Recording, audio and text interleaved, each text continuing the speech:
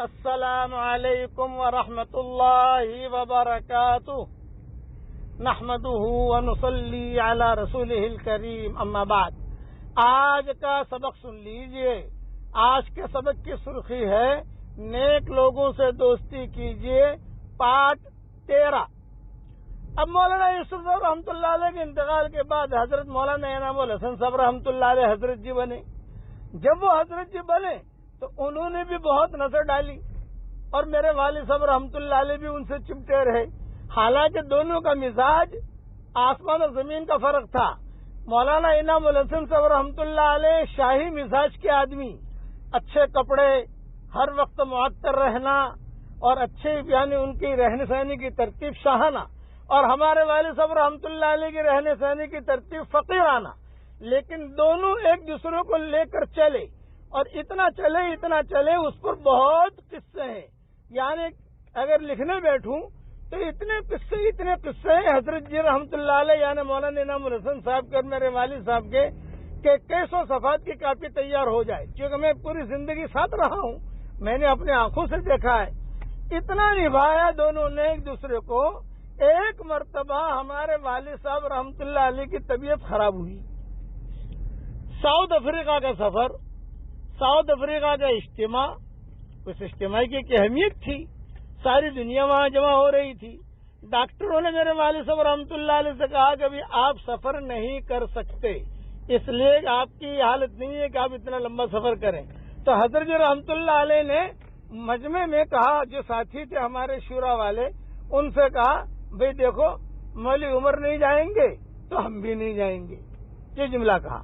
یہ نہیں کہا میں نہیں جاؤں گا، ہم بھی نہیں جائیں گے. ہم بھی نہیں جائیں گے کا مطلب کہ میرے ساتھ جو لوگ ہر وقت رہتے ہیں ہم لوگ نہیں جائیں گے.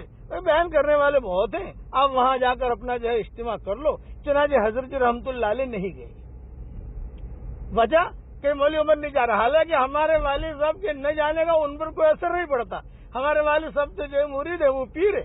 لیکن کہا نہیں مولوی عمر نہیں جائیں گے بھائی تو ہم بھی نہیں جائیں گے، ہم ساتھ ہی رہتے ہیں، ساتھ ہی رہیں گے. پھر ایک مرتبہ میوات کا اجتماع تھا.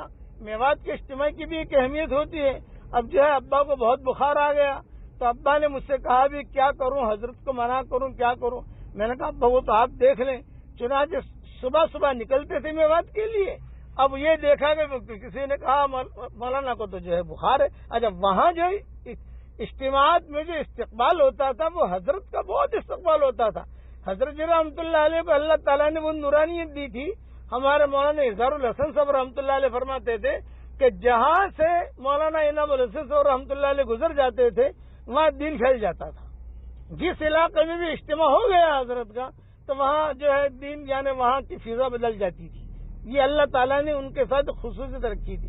اب میوات کے اجتماع میں جانا ہے. میوات کے لوگ جو ہے بہت معتقد ہوتے ہیں اور جو ہے اپنے بڑوں کا بہت خیال رکھتے ہیں. لیکن حضرت جی نے کہا بھی مولوی عمر نہیں جا رہے، ہم بھی نہیں جا رہے، دوسرے کو ایک جماعت بنا دو، وہ جماعت جا کر وہاں جا کر اجتماع کر کے آ جائے.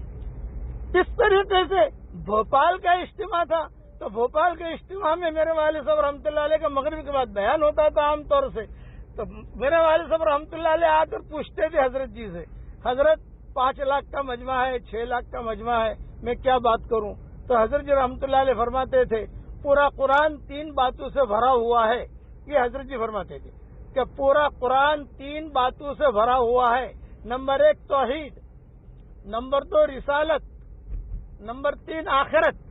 بس اس کو بیان کرو، توحید کو بیان کرو، رسالت کو بیان کرو، آخرت کو بیان کرو.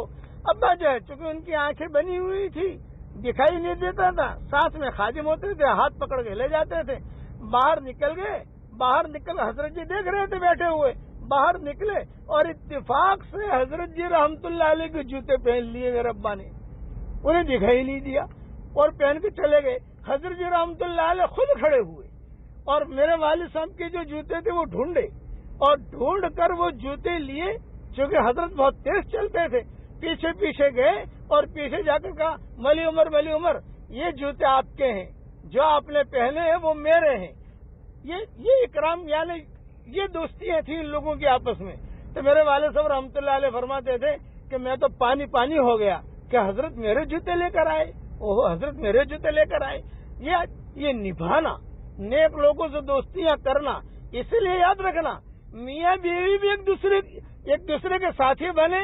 اگر بیوی نیک ہے صالحہ ہے، شوہر جو ہے وہ نیک ہے صالح ہے، بہت نبھاؤ. کچھ انبن ہو جائے تو اس کو جو ہے اس کو چھوڑ دو، اس کو جھٹک دو.